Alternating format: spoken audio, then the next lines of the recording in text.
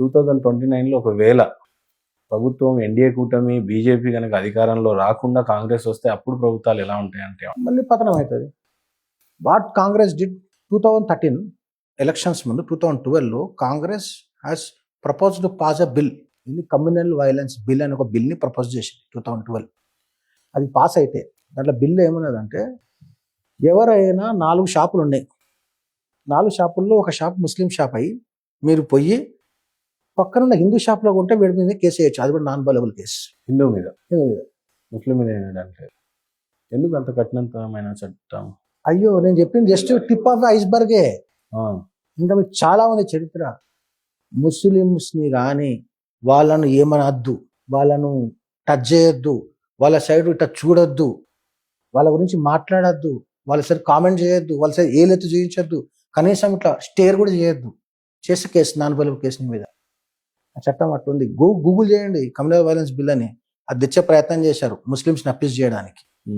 2013లో వక్ఫ్ amendment యాక్ట్కి section 60 కలిపారు, unlimited power ఇచ్చారు వక్ఫ్ బ్యాక్కి.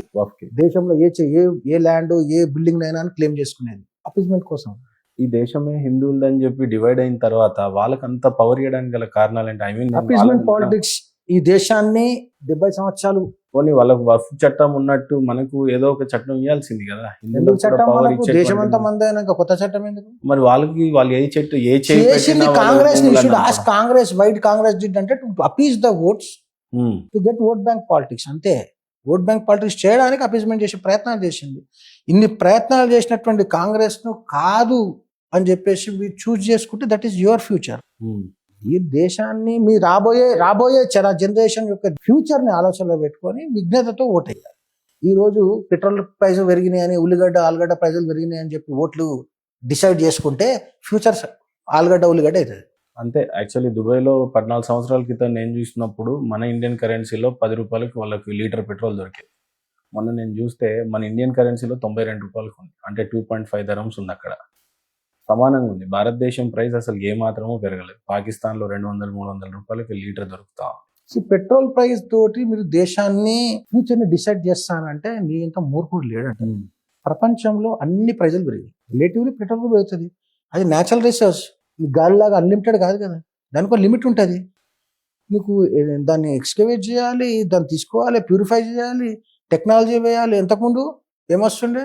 పెట్రోల్, డీజిల్, కిరోసిన్, ఆ తర్వాత మన టార్. ఇప్పుడు ఎన్ని తీసుకోరు పెట్రోల్ నుంచి? ఎన్నో రకాల. మరి కాస్ట్ పెరుగుతుంది.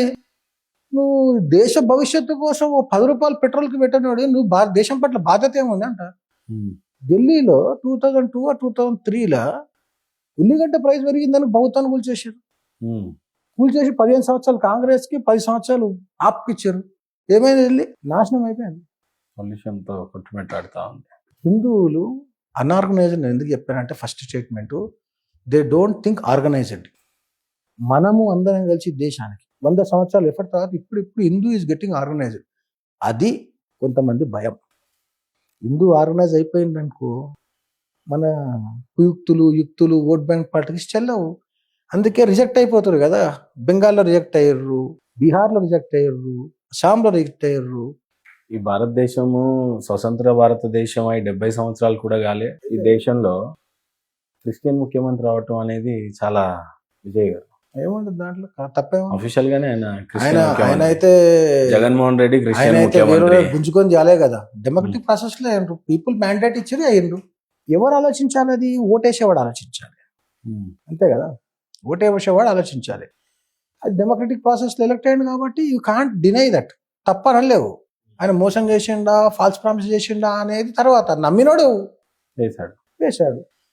డెమోక్రటిక్ ఎలక్షన్ జరిగింది, ఎలక్ట్ అయ్యాడు. కావద్దు అని ఎవరు చెప్పలేదు కదా. ఈ దేశానికి ముస్లిం ప్రెసిడెంట్ అయ్యాడు, కాలేదా?